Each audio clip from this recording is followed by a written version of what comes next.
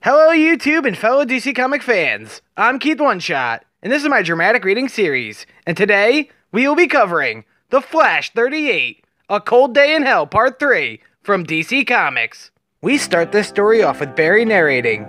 It started with Thawne, what he did to Iris and Kid Flash. He attacked them, but it was my lies that broke their heart, so I started to act out. I was self-destructive. At first, I thought it was just the negative Speed Force's influence, but I was ignoring my own mistakes. When Mina stole the negative Speed Force from me, she took on a burden that I wouldn't wish on anyone, but it didn't free me from the guilt I was feeling. Even before all that, I felt I belonged in Iron Heights. I saw Turbine's murder as a chance to redeem myself. I know now that it was wrong of me to make his death more about me than him, but I still have a chance to make things right. One last chance! We then go back to where we left off in the last issue, where the Flash is nearly frozen, but somehow manages to say to Captain Cold, "I know why you killed Turbine, you cold-hearted bastard! He wanted redemption for his time with the Rogues!" Then Captain Cold smashes Flash in the face with a punch, and shouts, "You know, Flash, every time my dad would hit my sister and me, he would beg for forgiveness afterwards, and then he would just do it again." Then Captain Cold knocks Flash down. Then Flash stands up and attacks back and punches Captain Cold in the face. Then Flash shouts, "You're not your father!" Then Captain Cold catches the Flash's punch and says, "Damn right, I would never ask for forgiveness." Then Cold knocks Flash down and says, "Forgiveness is a fool's game. People are who they are until the day they die. And don't you for a second think any different, Flash." Then, as the Rogues watch, Golden Glider shouts, "Finish him, bro!" Then the Weather Wizard says, "If it weren't for the absolute zero energy in there, the Flash would be wiping the floor with you, snot." Captain Cold kicks the Flash when he's down, then says, "I gotta say, I'm glad you get to witness the Rogues' big win. Any minute now, those cold guns you found, our peace offering to Copperhead, will explode and give everyone close the worst frostbite ever. Copperhead will be dead, and Central City will belong to us." Then, as August Hart is watching, he says, "And that is what I was waiting for." Then Heatwave turns and replies, "Ugh, what are you talking about, Godspeed?"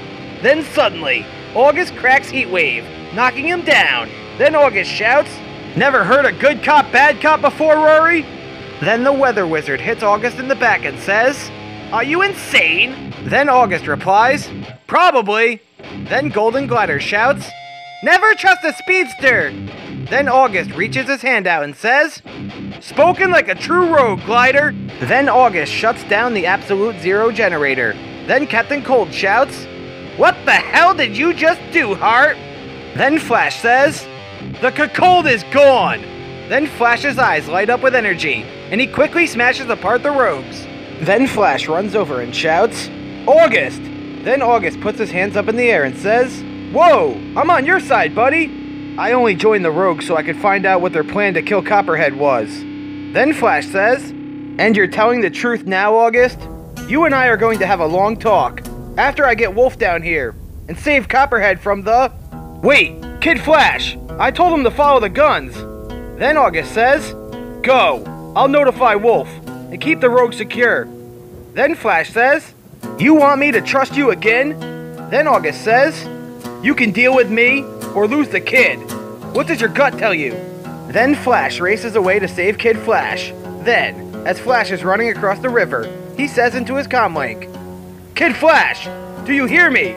We then go to Copperhead's warehouse, where we see Kid Flash sneaking around. Then he replies to Flash, "Hey, where are you? I followed the truck with Captain Cold's guns, directly to Copperhead. She's all by herself, checking out the goods." Then Flash says, "The tunnels led to Iron Heights. Captain Cold and the Rogues are running a crime ring from behind bars. I need you to get out."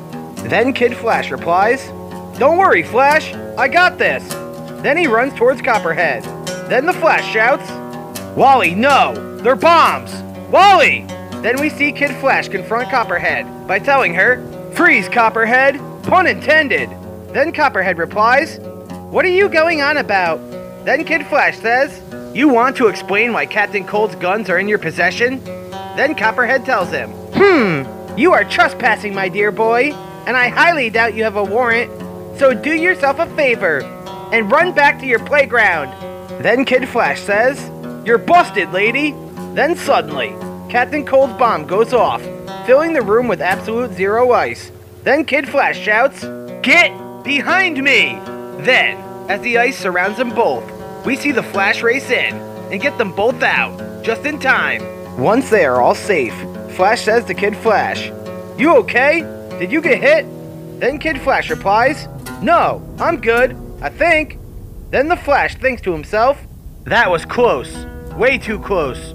Then, as the cops arrive at the scene, Detective Burns tells Flash, Nothing we can do, Flash.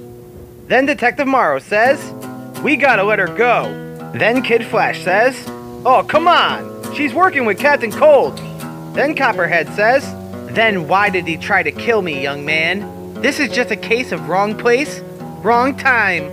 I have no idea why those cold bombs were sent to me. I'm just an innocent bystander with a terrific lawyer who is very thankful Central City has a hero like the Flash to save me.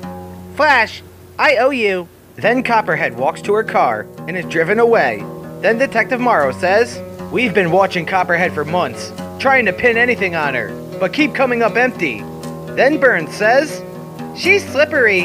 Then Flash says, It's okay, Officer Burns, Officer Morrow. Even snakes get caught in the grass. Then, as Copperhead is in her car, she says to someone in the car, It's done. They have no idea you run the show in Central City. We then see Flash and Kid Flash running. As Kid Flash says, Sorry I rushed into the warehouse back there. I should've. Then Flash replies, I saw what you did, Wally. You were ready to take that bomb for Copperhead. I'm proud of you. Just never do it again, okay? Now I need to make a stop before I go back to Iron Heights, but not as the Flash. We then go to the Rogue's secret base, where Warden Wolf and his guards have the Rogues under control. Then Wolf shouts, This is unbelievable. Then Kristen replies, But it's true. Then Wolf shouts, You're enjoying this, Miss Kramer? Then Kristen replies, Oh, so much. Then Wolf shouts, The Rogues were running a criminal enterprise under my roof, and the only witness who is willing to talk is a murderer. Then August Hart tells the Warden, I know what I am, but this happened on your watch, Wolf. In fact, the Rogues used technology concealed inside their costumes that you let them keep to wire the whole joint. Then Captain Cold says, Hey, if you keep on talking, Speedster, you'll be on the Rogues hit list forever. Then August replies, Then I'd be in good company. Then Captain Cold smiles as he says, It's not gonna matter. Not really. It's like the big bad wolf just said. Who's gonna believe the word of a killer? Then Barry walks in with David Sin, and Barry says, They don't need to. They only need to believe the evidence. Then Warden Wolf says, Alan, what in the God's name are you doing here, Director Sin? Then Barry tells him, I'm not allowed to investigate Turbine's murder, but Sin is. Then David says, It's been brought to my attention that my team missed something in our rush to believe Trickster killed Turbine. Then Barry holds out a tablet and says, The Central City Crime Lab still had Turbine's body, so I asked if Sin could run some tests on his neck. Turbine's neck had traces of a rare cold residual on it, and Leonard Snart has been using cold guns for so long that it left an imprint similar to gunshot residue, proving Captain Cold is responsible for Turbine's death, not Trickster. Turbine found redemption in Iron Heights and was going to report on the Rogues' operation, so Cold killed him. Then they made Trickster take the fall. Captain Cold then gets in Barry's face and shouts, No one betrays the Rogues. It was an eye for an eye. What are you going to do, Alan? I'm already locked up. Then Warden Wolf says, Cold is right, but I think I can find a few ways to make it stay a bit more uncomfortable. Then David says, I'm sure you would love that, Wolf, but I can pull a few strings. Get him transferred someplace that can handle someone like Snart. Then Captain Cold says, Wait, what? Then David tells the Warden, This is an impressive screw-up, Wolf. Way worse than the inmates running the asylum. The Rogues were selling the asylum. I have to report you. Then Wolf says, I. Then Kristen walks over and says, Hold on, Sin. Warden of Iron Heights is a big job, and the rogues have come close to tricking even the Flash numerous times. Wolf's methods might be harsh, but this proves they are needed. Then David replies, I'm disappointed to hear you say that, Kristen. That isn't what I'd hoped you'd learn here. Then Barry says, Come on, Sin, I'll walk you out. Then, as Barry and Sin walk away, Warden Wolf says to Kristen, You defended me just now. Why?